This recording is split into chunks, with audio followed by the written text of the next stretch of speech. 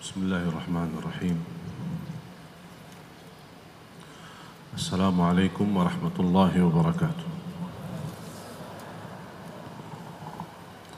الحمد لله رب العالمين، وأشهد أن لا إله إلا الله وحده لا شريك له ولي الصالحين، وأشهد أن سيدنا ونبينا محمدا عبده ورسوله الصادق الأمين. اللهم صل وسلم وبارك على سيدنا محمد وعلى آله وصحبه ومن تبعهم بإحسان إلى يوم الدين. سبحانك لا علم لنا إلا ما علمتنا إنك أنت العليم الحكيم. الحمد لله والشكر لله atas izin Allah Subhanahu wa Ta'ala kita duduk di majlis untuk menuntut ilmu. Dan menuntut ilmu termasuk fardu ainin, bukan wajib, bukan sunnah. Fardu ainin faridatun ala kulli muslim wa muslimah. Apalagi ilmu yang terkait dalam hal ibadah. Jangan kita membebaskan atau membiasakan diri beribadah tanpa tahu. Allah memerintahkan kita beribadah. Apakah Allah saja memerintahkan atau juga Allah menerangkan bagaimana cara? Allah menerangkan tidak? Allah menerangkan. Bagaimana cara Allah menerangkan cara ibadah? Turunnya Al-Quran, diutuskan Nabi Muhammad sallallahu alaihi wasallam supaya disampaikan. Jangan salah ibadah, jangan salah faham. Ini Quran, ini Rasul sallallahu alaihi wasallam. Kalau kita ikuti Quran dan ikuti Rasul, pasti ibadah benar. Kalau tidak ikut Al-Quran, tidak ikut Rasul, niat baik, ibadah ditolak, tidak diterima. Apa dasar kita menjaga salat? Ya, diperintahkan salat. Tapi kenapa diperintahkan salat kalau tidak ada penjelasan? Berat kan? Kita tidak faham bagaimana salat, mau 2 rakaat, mau 4 rakaat, mau apa isi ruku', mau apa isi sujud, mau apa isi tasbih, mau isi tahiyat, mau isi iftitah. Ini kan semua harus dijelaskan. Jangan orang asal salat tapi tidak tahu. Sayang sekali banyak umat Islam jaga salat tapi tidak tahu cara wudu.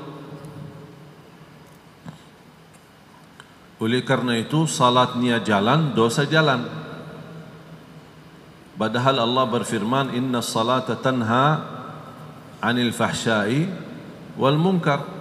Salat menjaga kita dari fahsya dan munkar. Kalau salat belum mampu menjaga fahsya dan munkar, berarti kita belum salat. Kan itu kan janji Allah.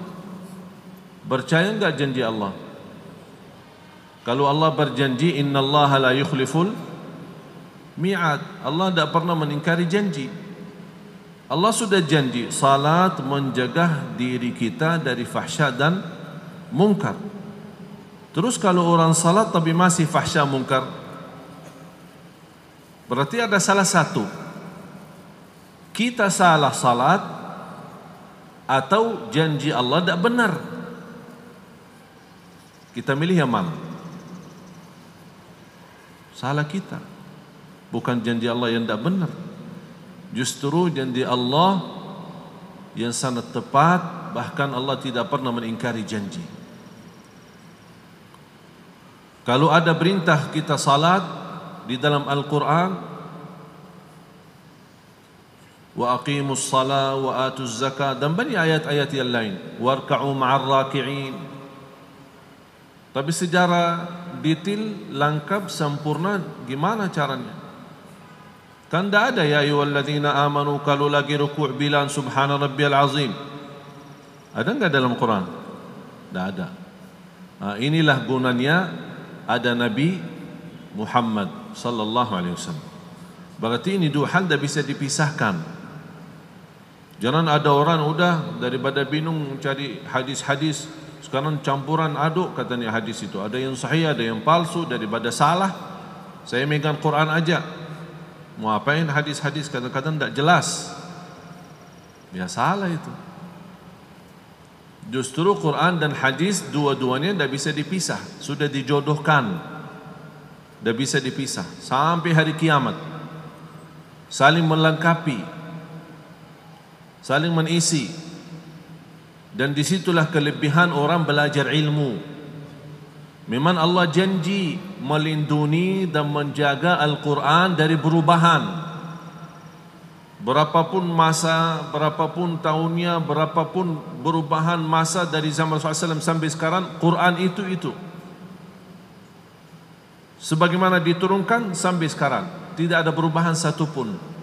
Cara bacaannya, ayatnya, wukuf ibtida'nya, nasikh mansukhnya, sampai tersusun surah-surah itu juga dengan wahyu. Bukan sembarangan disusun. Orang yang nulis dia maju mundur terserah, tidak bisa. Rasulullah SAW begitu menerima wahyu memerintahkan penulis, sebagian sahabat yang menjadi tukang tulis wahyu, Rasulullah perintahkan tulis ayat ini di bagian ini, tulis ayat ini di bagian itu. Sudah digambarkan Rasulullah SAW. Baru terbentuk satu Quran di zaman Sayyidina Abu Bakar radhiyallahu an. Memang dulu kan dibagi halaman-halaman sana sini. Ada yang bagi kulit unta, ada yang bagi kulit kambing, ada yang macam-macam, karena tidak ada kertas lembaran. Begitu datang Sayyidina Abu Bakar As-Siddiq radhiyallahu an memerintahkan jam'ul Quran, kumpulan Al-Quran, supaya tidak hilang tulisannya. Datang zaman Sayyidina Uthman ibn Affan membersatukan tulisan Al-Quran untuk seluruh negara yang di bawah kekuasaan Islam. Oleh kerana itu dinamakan Quran dengan tulisan Utsmani. Kalau Rasam Utsmani, yang dimaksud Uthman bin Affan karena dia yang membentuk satu tulisan kepada seluruh Al-Quran, supaya umat ini tidak berbeda-beda. Dan ini salah satu cara Allah untuk melindungi Al-Quran. Termasuk Allah Subhanahu Wa Taala menanugerahkan kepada umat ini ulama-ulama, qari-qari yang memiliki keahlian di bidang Al-Quran untuk meluruskan bacaan kita. Dan ini termasuk salah satu cara Allah melindungi Al-Quran, termasuk dari segi baca. Karena kita umat Islam banyak yang tidak bisa baca benar. Alhamdu segala puji bagi Allah.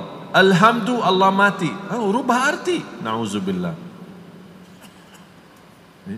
Datang ulama, jangan bilang alhamdu, tapi alhamdu. Jangan alhamdu. Ini juga kita sering. Kadang-kadang imam, Allahu Akbar, alhamdulillahi. Ini termasuk tugas para asatiz, para hafiz Quran. Walaupun masih terbiasa di Indonesia meresponi mudah hafal, tapi salah baca. Ini keliru. Hati-hati. Jangan terlalu gampangkan hafalan. Untuk menghafal Al-Quran sangat mudah, tapi memperbaiki bacaan ini yang perlu proses. Dan ada hikmah dalam bahasa Arab, wat-tikrar yu'allim asy-syuttar, mengulangi bacaan akan satu langkah menghafal. Berarti salah satu cara menghafal mengulangi. Menapa saya ulangi hafalan atau mengulangi bacaan? Untuk berbaiki. Berarti tujuan kita memperbaiki bacaan, meluruskan bacaan, sempurnakan tajwid, makharijul huruf. Tapi subhanallah ujung-ujungnya malah hafal. Oleh karena itu jamaah sekalian, jangan terlalu keburu berkeinginan untuk menghafal. Tidak ada perintah untuk menghafal, tapi ada perintah untuk mentertilkan Al-Quran dengan benar. Kalau menghafal Al-Quran wajib bagi setiap muslim, pasti sahabat Rasul seluruhnya menghafal Al-Quran. Memang ada sahabat tak hafal Quran? Ada. Mereka tidak hafal, tapi mereka ahlul Quran. Bagaimana kau mereka ahlul Quran kalau belum hafal Al-Quran? Kenapa bisa mereka ahlul Quran? Mereka ahlul Quran karena dia menerti, menamalkan, menhayati satu ayat bisa rubah kehidupan mereka. Kita 30 juz dah rubah-rubah. La haula wala quwwata illa billah. Ini perbedaan kita sama mereka. Oleh kerana itu tidak diwajibkan untuk hafal, tapi diwajibkan warattilil Qur'ana tartila. Tartilkanlah Al-Quran sebagaimana Allah turunkannya. Bahkan ada hadis yang dihasankan oleh ulama, Iqra'ul Qur'ana kama unzil. Bacalah Al-Quran sebagaimana Allah turunkannya. Artinya jangan rubah-rubah. Ini butuh belajar.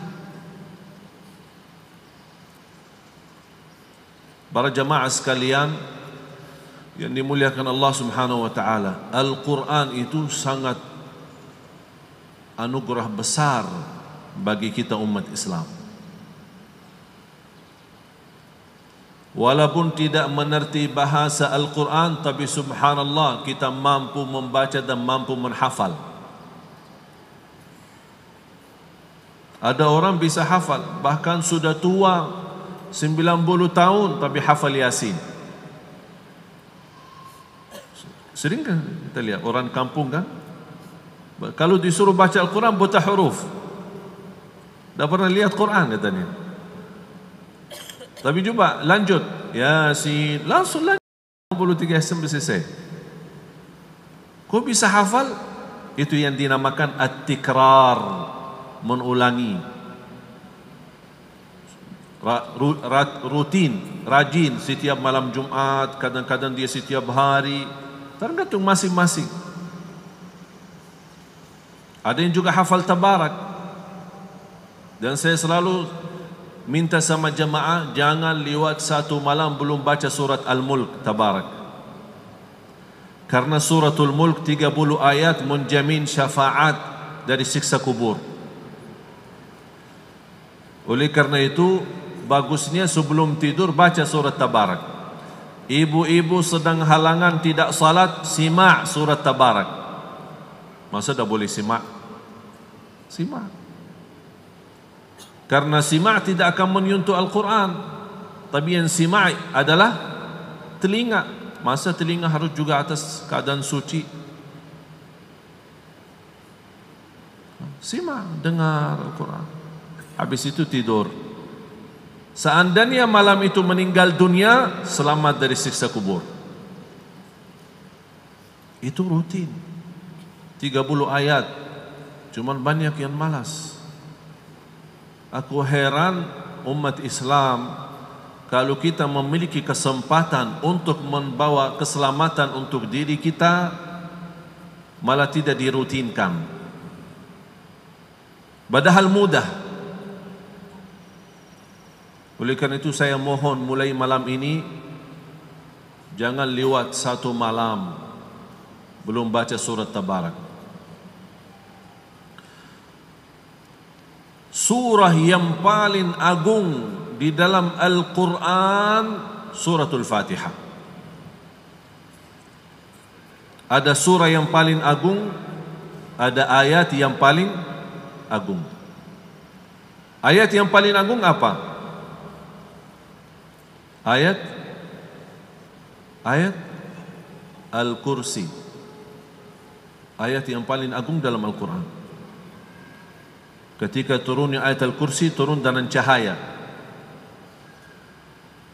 Dan yang tidak punya masalah, apalagi masalah kesakitan, gangguan, baca ayat Al-Kursi, diselamatkan oleh Allah. Termasuk suratul Fatihah. Suratul Fatihah surah yang paling agung. Rasul kita sallallahu alaihi wasallam bersabda, "A'zamu surah fil Quran suratul Fatihah." Tidak ada di dalam Taurat, tidak ada di dalam Injil, tidak ada di dalam Quran seperti suratul Fatihah. Bahkan diartikan Al-Fatihah seimbang dengan isi Al-Quran seluruhnya. Jadi kalau Al-Fatihah di satu timbangan dan seluruh Al-Quran di satu timbangan selain Al-Fatihah, masih lebih hebat suratul Fatihah. Oleh kerana itu kata Imam Ibnul Qayyim rahimahullah, barang siapa yang memahami Al-Fatihah, dia faham Al-Quran. Kuncinya di suratul Fatihah. Oleh kerana itu menjadi rukun di salat kita, wajib 17 kali kita baca. Dan dalam kesempatan ini saya memilih kita sama-sama untuk mempelajari keutamaan dan kemuliaan suratul Fatihah. Salah satu surah yang memiliki nama yang cukup banyak, sampai ada yang sebutkan 100 nama suratul Fatihah. Walaupun ada sebagian hadis ini dhaif, tapi kita hanya memilih beberapa nama yang terkait dengan arti yang sangat istimewa. Al-Fatihah, pembulaan atau pembukaan, karena dia membuka Al-Quran. Ummul Quran, sepertinya kalau ibu kandungin anak, Al-Fatihah kandungin isi Al-Quran. Oleh karena dia Ummul Quran. Ummul Kitab, segala sesuatu punya ibu. Kalau boleh diartikan, ibunya Al-Quran surat Al-Fatihah. Dinamakan Asy-Syafiyah, penyembuh. Dinamakan Al-Waqiyah, mencegah kita dari segala hal-hal yang kita takuti.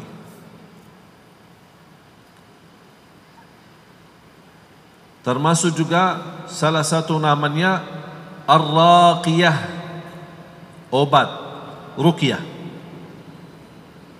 Dan itu terjadi di zaman Rasulullah SAW. Ada seorang kepala desa kena sakit. Ketika Abu Musa Al-Asy'ari radhiyallahu an beserta rombongan sahabat melewati kampung itu, kemudian dilaporkan, mereka tahu ini sahabat Rasul, dilaporkan ini kepala desa kita lagi sakit. Datang Abu Musa, begitu melihat dia sakit, dibacakan suratul Fatihah, sembuh. Ka'annama nasyita min iqal, sembuhnya seperti tidak pernah sakit. Habis itu pulang, sahabat yang lain dalam rombongan cerita kepada Rasul, "Ya Rasulullah, ini terjadi hal baru." Karena Rasul tidak pernah contohkan. Dan ini pemahaman yang perlu juga diluruskan. Kelompok yang berkata segala hal yang tidak dicontohkan oleh Rasul tidak boleh diamalkan, itu juga salah. Tahu enggak sunnah wudu? Sunnah wudu tahu? Sunnah siapa? Sunnah wudu. Sunnah wudu, asal sunnah ni asal dari siapa? Sayyidina Bilal. Baru Rasulullah SAW tahu. Berarti Bilal radhiyallahu anhu laku bid'ah karena dah dicontohkan oleh Rasul. Justru Rasul bergembira berilaku kebaikan Bilal, dan Rasulullah SAW, ayo Bilal teruskan membenarkan. Dan ini pemahaman yang perlu kita luruskan. Bukan semua hal yang harus dicontohkan. Asal hal itu sudah ada dasar, walaupun beda pemahaman boleh diamalkan. Tak bisa kita sembarangan berkata bid'ah. Hati-hati dengan ucapan bid'ah itu. Tidak sembarangan. Kalau kita sudah berani berkata bid'ah, berarti kita berkata Allah tidak pernah berkata ini dan Rasul tidak pernah berkata ini.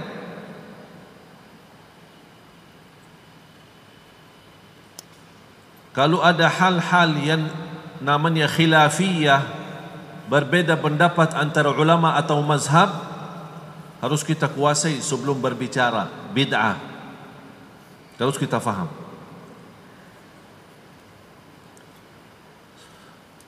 Termasuk suratul Fatihah, bacaan menjadi obat penyembuh. Abu Musa al-Asy'ari membaca Al-Fatihah atas orang yang sakit kepala desa, sembuh. Sampai Rasul bertanya, wahai Abu Musa, dari mana tahu suratul Fatihah itu obat? Rasul cuma tanya. Baru Rasulullah SAW membenarkan. Oleh karena itu, salah satu cara kita berobat suratul Fatihah, setiap mau minum, gini caranya. Ini gelas air ya. Bismillah. Saya minum sedikit lah. Ini gelas air. Boleh di satu gelas atau boleh di botol. Cara bacanya gimana? Boleh 3 kali, boleh 5 kali, boleh 1 kali, boleh 7 kali. Bagusnya witir. Faham witir? Ganjilah 1, 3, 5, 7 9 pun boleh, mau lebih boleh. Tapi saya biasa 7 kali, karena banyak riwayat-riwayat dan doa-doa 7 kali. Langit 7 kali, lapisan bumi 7 kali, atau 7 lapisan. Jadi ada rahasia di 7 kali itu. Hasbiyallahu la ilaha illahu alaihi tawakkaltuhu rabbul arsyil azim 7. Berarti ada rahasia dalam belakang 7. Jadi ulama membolehkan membaca Al-Fatihah untuk berobat 7 kali. Caranya botol air atau gelas air atau galon biasa besar. Ada orang suka simpan di rumah lah, misalnya di rumah. Masa setiap mau baca gelas, baca-baca capek, begel ya.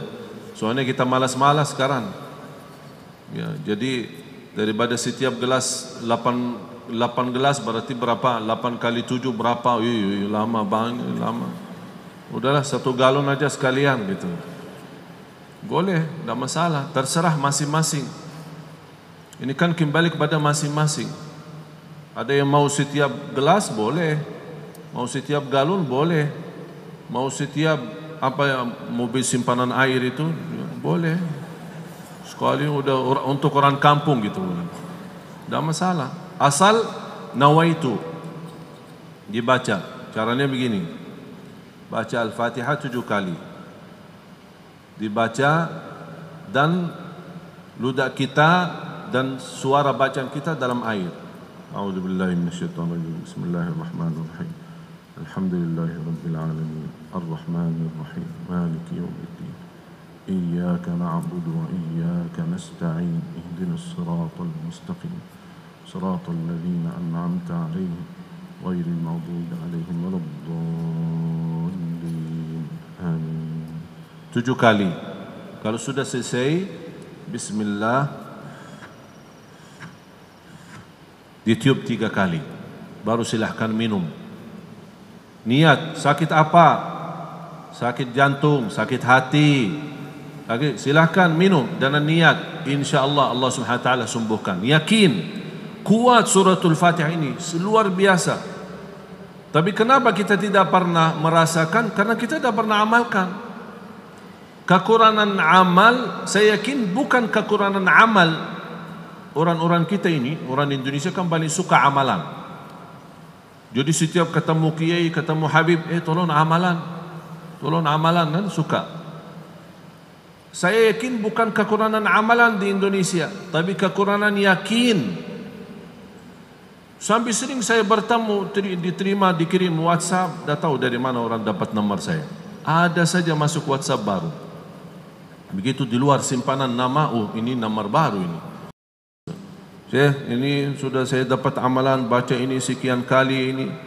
Tapi sudah berkali-kali hajat saya belum selesai, belum terkabul. Subhanallah, mau hitung-hitungan sama Allah. Jadi seolah-olah kalau sama Allah, ini Allah sudah saya berapa kali ini Allah, ini kok belum jawab, ya udah malas, dah mau lagi. Nauzubillah, tak boleh begitu sama Allah. Seterusnya, jangan berkata puas untuk beramal, apalagi masalah amalan-amalan ringan seperti zikir, kita teruskan, jangan berhenti. Seperti surat Al-Fatihah sebagaimana saya gambarkan tadi, baca. Ini kan kita butuh untuk melindungi batin kita, hati kita, masalah kesakitan batin, masalah kesakitan hati, masalah kesakitan dalam tubuh badan kita. Ini semua obat. Allah memberikan yang teristimewa untuk kita semua. Tapi sayang sekali umat Islam malas. Wala haula wala quwwata illa billah. Sampai Rasulullah SAW bersabda ketika turunnya suratul Fatihah, Allah Subhanahu wa taala menurunkan malaikat dari langit yang keempat.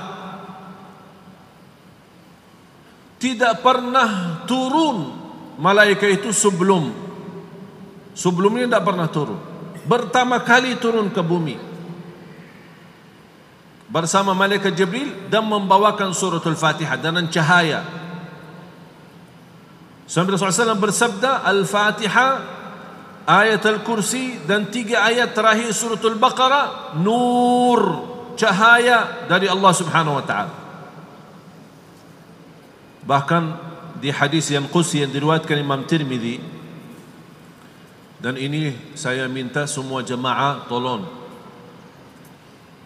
hayati dan dengar baik-baik hadis ini yang sahih yang diriwayatkan Imam Tirmizi, hadis qudsi. Bagaimana Allah Subhanahu wa taala sebutkan Al-Fatihah ini sebagai surah berhubungan antara kita, diri kita sama Allah Subhanahu wa taala. Wallahi Bapak Ibu, kalau kita bisa fahami suratul Fatihah ini, tidak akan berhenti menikmati bacaannya. Pembulaan salat pun dari suratul Fatihah. Al-Fatihah itu luar biasa. Al-Fatihah doa untuk hajat kita.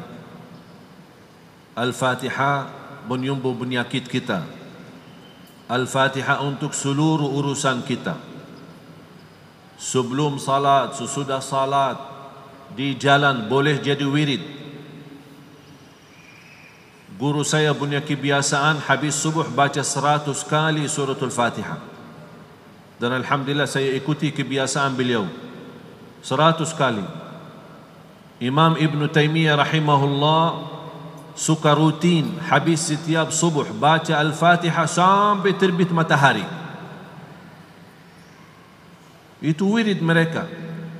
Berarti boleh kita jadikan Al-Fatihah sebagai wirid kita.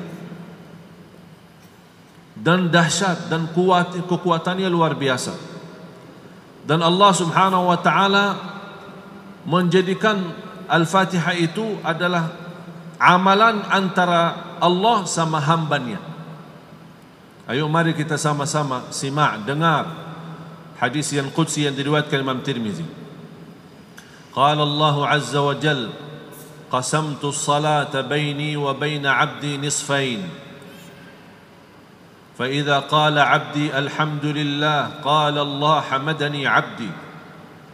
وإذا قال العبد الرحمن الرحيم قال الله مجدني عبدي وإذا قال العبد مالك يوم الدين قال الله أثنى علي عبدي وإذا قرأ العبد إياك نعبد وإياك نستعين قال الله هذا بيني وبين عبدي ولعبدي ما سأل اهدنا الصراط المستقيم هذا لعبدي صراط الذين أنعمت عليهم هذا لعبدي ghairil maghdubi alaihim waladdallin hadza li'abdi amin. Artinya Allahumma stajib.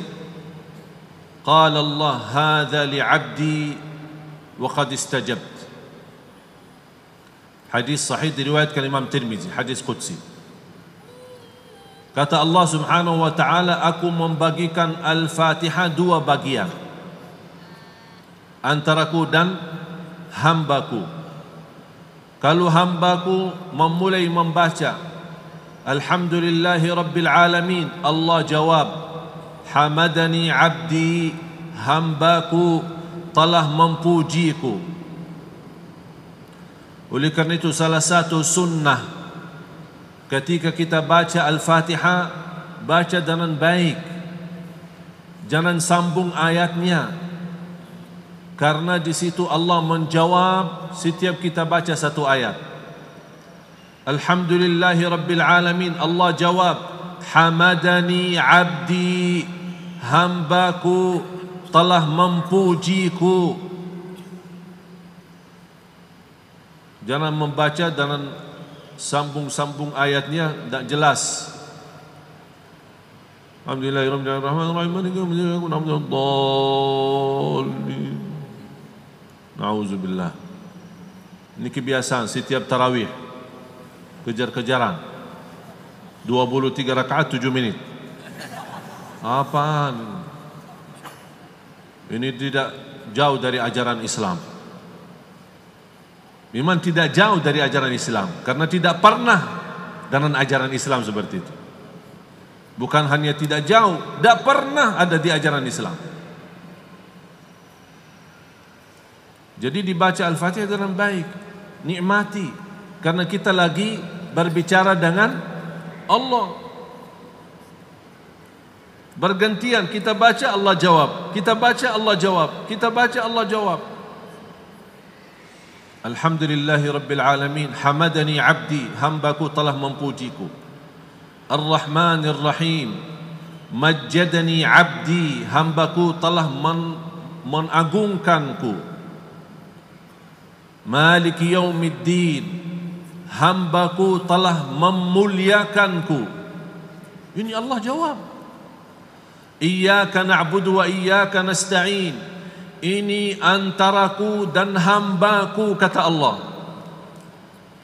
Dan apapun yang dia minta aku berikan. Di situ disebutkan dalam hadis, apapun yang dia minta aku berikan. Oleh kerana itu kata ulama, sesudah kita memuji Allah, mengagungkan Allah, memuliakan Allah, dan kita iqrar hanya ibadah kita kepada Allah, dan kita memohon pertolongan kepada Allah, baru kita boleh sebaik-baik permohonan ihdinas siratal mustaqim. Setinggi-tinggi permohonan ihdinas siratal mustaqim. Habis sebutkan nama Asmaul Husna, disebutkan Ar-Rahmanur Rahim kan Asmaul Husna. Alhamdulillahi Rabbil Alamin, ini kata alhamdu sendiri merubah doa. Rasul kita sallallahu alaihi wasallam bersabda, afdalud du'a. Yang kita selama ini belajar apa? Afdaludz dzikri fa'lam annahu la ilaha illallah. Ada afdalud du'a, alhamdulillahi Rabbil Alamin. Dan di dalam suratul Fatihah terkumpul dua doa. Tolong hafal itu. Dalam suratul Fatihah terkumpul dua doa. Apa beda dua doa ini? Ada satu doa isinya memuji Allah, mengagungkan Allah, memuliakan Allah, tapi tidak meminta. Contoh Asmaul Husna. Baca Asmaul Husna, ini doa. Bukan hanya sebagai zikir, tapi doa. Karena kita membaca niatnya apa? Untuk mengagungkan Allah, tapi tidak minta apa-apa. Atau bisa misal, ya dzal jalali wal ikram, bisa jadi wirid. Ya Dzal Jalali wal Ikram, Ya Dzal Jalali wal Ikram, Ya Dzal Jalali wal Ikram, Ya Hayyu Ya Qayyum, Ya Hayyu Ya Qayyum. Boleh. Ini termasuk membaca Asmaul Husna dengan niat mengagungkan, memuliakan, memuji Allah. Itu sendiri namanya doa, walaupun tidak ada isi meminta sesuatu. Ini yang dinamakan dalam artian doa ibadah. Doa ibadah. Doa yang kedua, doa mas'alah. Apa itu doa mas'alah? Yang isinya meminta. Ada sesuatu yang diminta. Kalau kita bisa sesuaikan dalam suratul Fatihah, mana doa ibadah dan mana doa masalah. Doa ibadah, Alhamdulillahi Rabbil Alamin, Ar-Rahmanir Rahim, Malik Yaumiddin. Ini selesai. Ini ibadah namanya. Mengapa dinamakan doa? Karena memuji Allah tapi belum minta apa-apa. Oleh karena itu tersusun doa lebih baik mulai beribadah melalui memuji Allah sebelum minta. Allah senang. Jangan langsung minta. Gimana kalau tukang minta? Pernah ketemu tukang minta enggak? Sering kan? Tukang minta itu hebat. Dia bisa menyentuh perasaan hati kita supaya mau memberi. Walaupun kita tidak tahu ini benar atau tidak benar. Saya pernah juga naik taksi. Pas lampu merah, saya perhatiin ada dua anak keliling dari mobil ke mobil, mobil ke mobil. Pas mendekati mobil kita, dia bawa apa ya, kayak macam bukan gitu. Terus dia lagu Indonesia. Pas ke arah saya ke mobil, pas saya lagi naik taksi, dia ke arah saya lihat. Dia awal-awal mulai bagi lagu Indonesia. Pas dia lihat, wah ini orang Arab ya. Tala'al badru. Hebat juga orang Indonesia. Langsung rubah. Saya awal-awalnya tidak ada niat untuk saya kasih apa-apa. Apalagi bagi lagu Indonesia tidak faham saya. Pas begitu Tala'al Badru tersentuh hati saya. Saya buka kasih, saya kasih. Berarti begitu juga kata ulama, jadilah ketika berdoa bersama Allah jadi seperti anak sama ibunya. Gimana anak sama ibunya kalau minta? Hah? Ibunya apa? Dikejar kemana ibunya jalan, dia ikutin, masih minta. Lama-lama menangis kan? Habis menangis, apa kata ibunya? Kasihan, udah deh, selesai. Dan itulah salah satu wasiat Umar bin Khattab. Jadilah ketika berdoa jadi seperti anak sama ibu. Jadilah seperti anak sama ibu. Minta sama Allah Subhanahu wa taala. Jadi sebaik-baik proses memulai doa, mulai dengan memuji Allah. Habis memuji Allah, iqrar. Iyyaka na'budu wa iyyaka nasta'in. Kita mengaku ibadah kita benar-benar karena Allah dan kepada Allah Subhanahu wa taala. Iyyaka na'budu wa iyyaka nasta'in. Hanya kepadamu ya Allah kami beribadah, dan ibadah pun ya Allah kami tidak sanggup menjadi ibadah sempurna kecuali dengan pertolongan-Mu ya Allah. Ini sengaja di bawah nasta'in. Oleh karena itu di situ ketika kita baca iyyaka na'budu wa iyyaka nasta'in, apa jawaban Allah? Ini antara aku dan hambaku. Ini urusan ini kata Allah, ini urusan kita berdua. Dan apapun yang dia minta, wali abdi ma sa'al, di dalam hadis, dan apapun yang dia minta aku berikan. Habis itu dia berfirman atau berkata, ihdinas siratal mustaqim. Ya Allah, berilah kepada kami petunjuk kepada jalan yang lurus. Kata ihdinas siratal mustaqim termasuk seluruh urusan kita, lahir batin, dunia akhirat. Bukan hanya jalan yang lurus dalam hal agama, jalan yang lurus qiyamul lail, jalan yang lurus salat fardu, bukan. Jalan yang lurus dalam rumah tangga, jalan yang lurus mencari jodoh, jalan yang lurus mencari kerja, jalan yang lurus segala hal, hal kecil maupun hal besar. Kita memohon dipimpin oleh Allah memberikan yang terbaik. Itu ihdinas siratal mustaqim.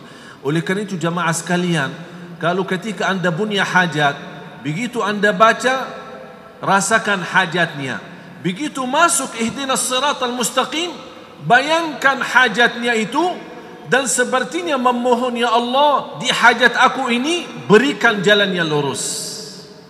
Artinya minta kepada Allah yang terbaik. Dahsyat suratul Fatihah. Oleh kerana itu kata ulama, setinggi-tinggi permohonan sesudah memuliakan dan memuji Allah, bukan minta ampunan, bukan minta afiat, bukan minta sihat, bukan minta rizki, bukan minta panjang umur, tapi minta petunjuk kepada jalan yang lurus. Karena sehat, rizki, umur, pendidikan anak, rumah tangga, urusan bisnis, urusan usaha, cari nafkah dan rizki, ibadah, qiyamul lail, puasa, kelahiran, kesalihan kita lahir, dan semua di bawah ihdinas siratal mustaqim.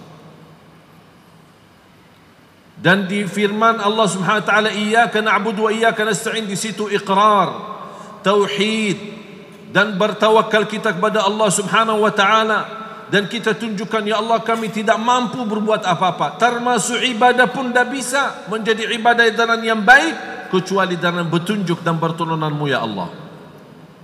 Ihdinas siratal mustaqim. Siratal mustaqim yang seperti apa? Siratal ladzina an'amta alaihim. Ya Allah, mohon jalan yang lurus seperti jalan yang, ya Allah, yang telah menganugerahkan kepada hamba-hamba-Mu ya Allah. Siapa hamba-hamba Allah? Para nabi, rasul, siddiqin, syuhada dan salihin. Wa hasuna ulaika rafiqa, dan mereka adalah sebaik-baik teman. Kita minta petunjuk. Janganlah ya Allah ghairil maghdubi alaihim waladdallin. Janganlah ya Allah jalan-jalan orang yang dimurkai Allah maupun orang yang tersesat. Artinya minta jalan yang lurus, yang benar-benar sempurna di bawah pimpinan Allah, jauh dari kemurkaan Allah dan jauh dari yang tersesat. Dan begitu kita baca ihdinas siratal mustaqim, Allah berfirman, wa hadza li 'abdi wa li 'abdi ma sa'al.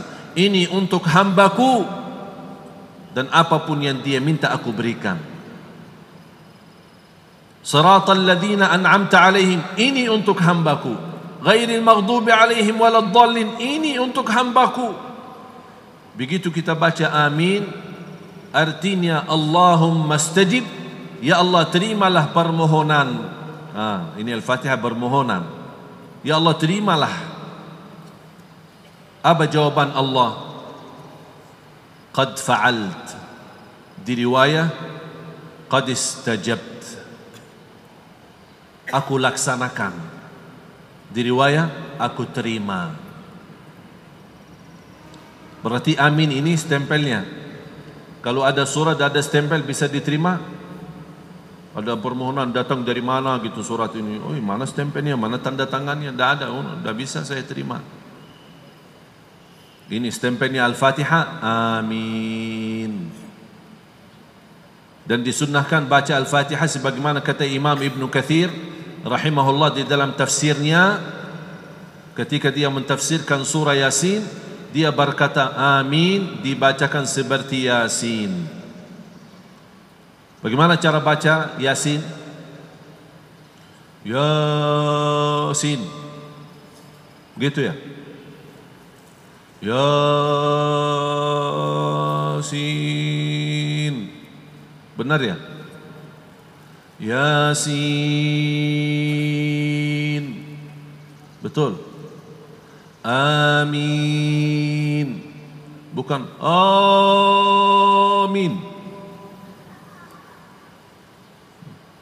Atau amin. Amin siapa amin? Amin. Seperti baca Yasin. Oleh kerana itu jemaah sekalian, saya mohon habis kita sama-sama belajari bagaimana Allah Subhanahu wa taala setiap kita baca satu ayat suratul Fatihah, Allah selalu menjawab kita ketika kita lagi salat nanti. Tolong hayati, kita lagi sedang berbicara sama Allah. Kata ulama, barang siapa yang ingin bicara sama Allah, baca Al-Quran. Dan setinggi-tinggi dan kemuliaan dalam Al-Quran itu yang paling agung surat Al-Fatihah. Barang siapa yang ingin berbicara dengan Allah, bacalah Al-Quran.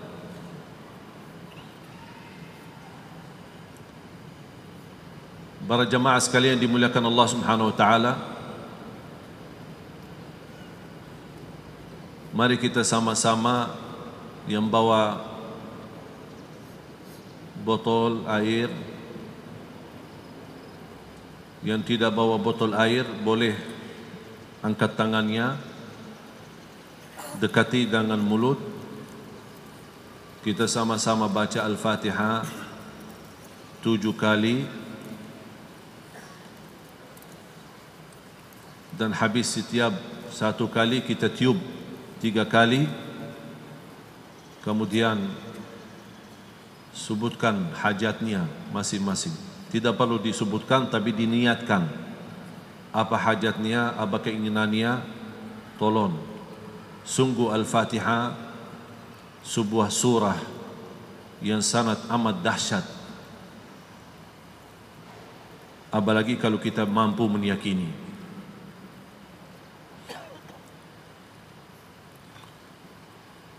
A'udzu billahi minasyaitonir rajim. Bismillahirrahmanirrahim. Alhamdulillahi rabbil alamin. Arrahmanir rahim. Maliki yaumiddin. Iyyaka na'budu wa iyyaka nasta'in. Ihdinas siratal mustaqim. Siratal ladzina an'amta 'alaihim ghairil maghdubi 'alaihim waladdallin. Amin. Dan tolong kalau lagi baca, rasakan ini lagi sedang berbicara dengan Allah Subhanahu wa taala. Setiap ayat berhenti sejenak dan kita rasakan bagaimana Allah berkenan menjawab doa kita, mendengar bacaan kita. Bismillahirrahmanirrahim. Alhamdulillahi rabbil alamin. Ar-Rahmanir Rahim. Maliki yaumiddin. Iyyaka na'budu wa iyyaka nasta'in. Ihdinas siratal mustaqim. Siratal ladzina an'amta 'alaihim ghairil maghdubi 'alaihim waladdallin. Amin. Bismillahirrahmanirrahim. Alhamdulillahi rabbil alamin. Ar-Rahmanir Rahim. Maliki yaumiddin. Iyyaka na'budu wa iyyaka nasta'in. Ihdinas siratal mustaqim.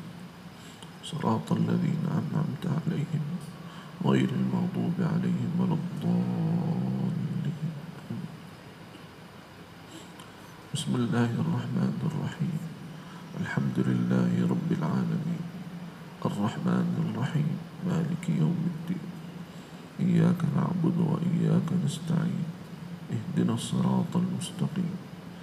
Siratal ladzina an'amta 'alaihim ghairil maghdubi 'alaihim waladdallin. Bismillahirrahmanirrahim.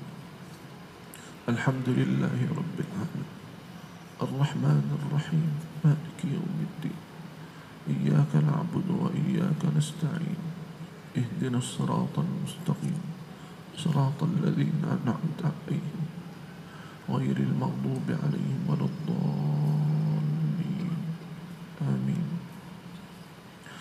بسم الله الرحمن الرحيم الحمد لله رب العالمين الرحمن الرحيم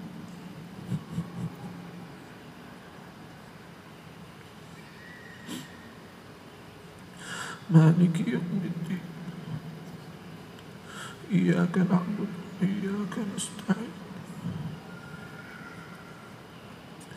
اهدنا الصراط المستقيم صراط الذين أنعمت عليهم غير المغضوب عليهم ولا الضالين بسم الله الرحمن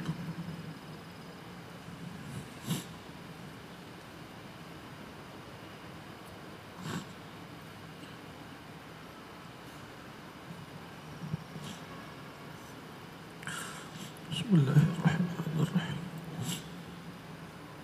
الحمد لله رب العالمين الرحمن الرحيم مالك يوم الدين إياك نعبد وإياك نستعين اهدنا الصراط المستقيم صراط الذين أنعمت عليهم غير المغضوب عليهم ولا الضالين آمين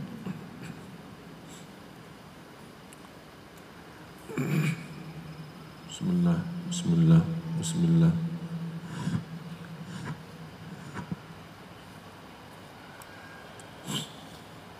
الحمد لله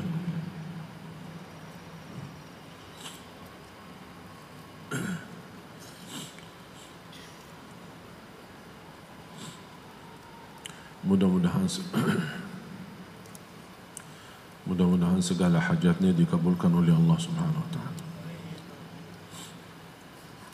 Tolong biasakan diri untuk rutin. Sungguh Al-Fatihah itu luar biasa. Dan ini salah satu cara yang tidak pandai berdoa, yang tidak bisa berdoa, ini suratul Fatihah. Tapi tolong dengan cara menhayati sampai bisa menangis. Al-Fatihah itu luar biasa, bicara langsung sama Allah Subhanahu wa taala. Mudah-mudahan belajaran kita di pagi hari ini bersama-sama mudah-mudahan menjadi bermanfaat untuk kita. Diberikan oleh Allah Subhanahu wa taala kekuatan lahir dan batin agar mampu istiqamah mengamalkan. Istiqamah mengamalkan dan istiqamah menyampaikan yang bermanfaat bagi keluarga kita dan bagi kawan-kawan kita. Allahumma ya arhamar rahimin, 'allimna ma yanfa'una wanfa'na bima 'allamtana wa zidna 'ilman wa tuqa. Allahumma ighfir lana wa liwalidina warhamhum kama rabbawna shighara. واغفر لجميع المسلمين والمسلمات والمؤمنين والمؤمنات الأحياء منهم والأموات إنك سميع قريب مجيب الدعوات. ربنا آتنا في الدنيا حسنة وفي الآخرة حسنة وقنا عذاب النار. وصلى الله على سيدنا ونبينا محمد وعلى آله وصحبه وبارك وسلم والحمد لله رب العالمين. Terima kasih atas perhatiannya, kurang lebihnya mohon maaf. Billahi taufiq wal hidayah. Akhirul kalam, subhanakallahumma bihamdika asyhadu an la ilaha illa anta astaghfiruka wa atubu ilaik. Wassalamualaikum warahmatullahi wabarakatuh. Aplikasi Android Saling Sapa